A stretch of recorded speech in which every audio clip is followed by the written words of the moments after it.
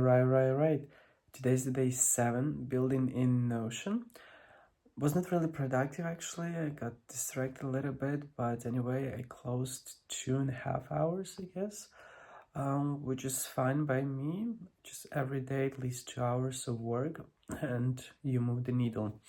Anyway, so I was learning about grouping, filtering, and sorting. Really cool features, especially grouping, because you can literally break down your goal into smaller actionable steps or areas you should focus on. For example, if it's my health and sport, health and fitness, so I break it down to like how much hours of sleep I got, how much meals I ate per day, how much clean meals I ate per day, how much water I drank, all this stuff, and then I summarize that and see the percentage point of how actually I did this month to stay healthy, active, and fit.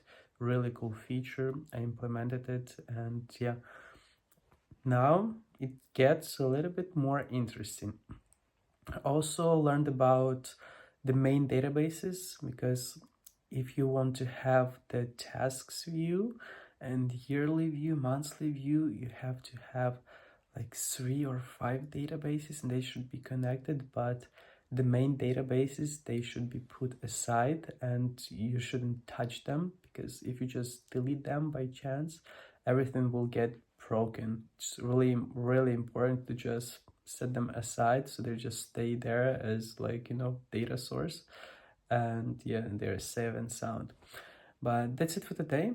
Next gonna be yeah, we'll just clean the views a little bit, make it look better, and show you some initial results.